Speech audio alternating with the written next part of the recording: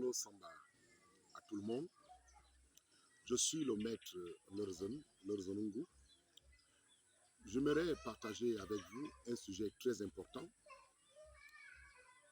Il s'agit ici de tout ce qui décède dans les hôpitaux.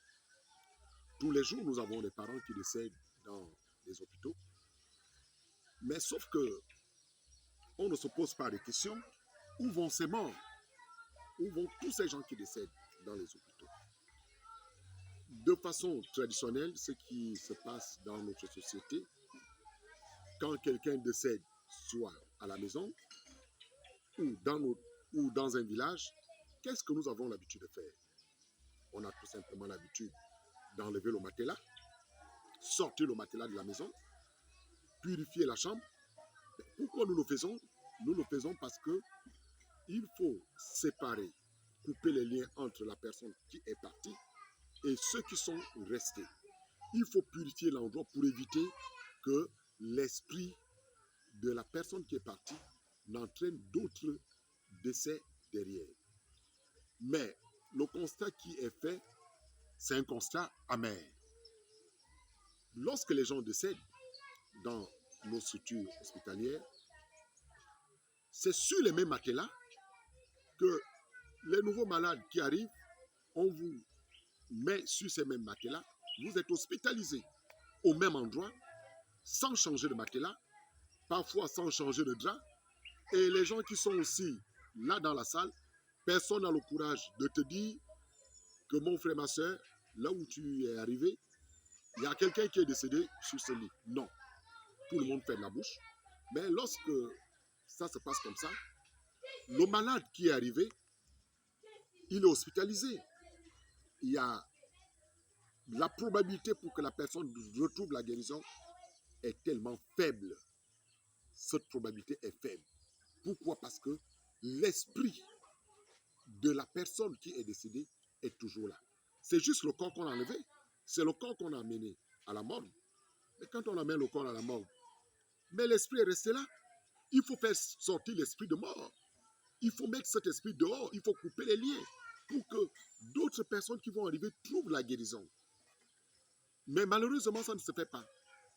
Et quand les gens arrivent, donc, alors, nous constatons que tous les jours, il y a le taux de mortalité qui est élevé.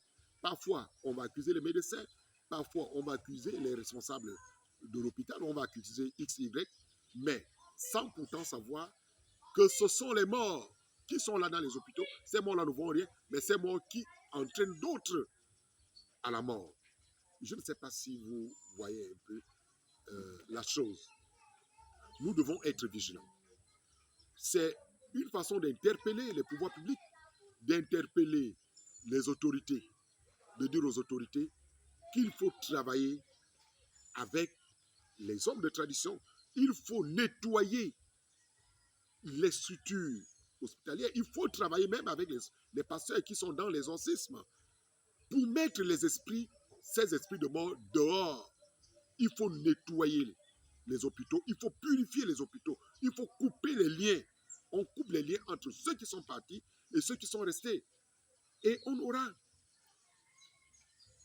la guérison dans nos hôpitaux. Je ne dis pas que les gens ne guérissent pas là-bas, mais je dis qu'il faut mettre dehors l'esprit de mort. Mais nous qui allons, nous qui partons dans les hôpitaux, lorsque vous amenez votre parent à l'hôpital, il faut quand même être vigilant. Il faut être vigilant, il faut vous renseigner. Demandez si au moins le lit sur lequel votre parent va se coucher, s'il y a des gens dans la salle, posez-leur des questions. Ça ne coûte rien. Ou bien, si vous connaissez quelqu'un qui peut venir faire un travail, il vient faire le travail. Ce serait bénéfique pour tous les malades qui sont dans la salle. Ce n'est pas la prière, hein. Ce n'est pas seulement d'aller prier, mais il faut couper les liens. Il faut couper les liens. Bon, maintenant, certainement les gens vont me poser la question que qu'est-ce qu'il y a lieu de faire dans ce cas? Ça va être le prochain numéro. Je vais revenir sur ce sujet parce que c'est un sujet très important et très, très alarmant. Donc, je viendrai donner les techniques, je viendrai donner effectivement la posologie, je viendrai donner les méthodes. Qu'est-ce qu'il faut faire pour ne pas, pour que nos parents retrouvent la guérison lorsqu'ils s'en vont dans les hôpitaux. Malgré que les efforts, parce que ça, j'avoue que les médecins fournissent beaucoup d'efforts, mais il y a ce paramètre qui est oublié. Et ce paramètre est très, très important. Donc, je reviendrai sur ce numéro. Comment faire? Venir donner les tactiques. Je vous remercie.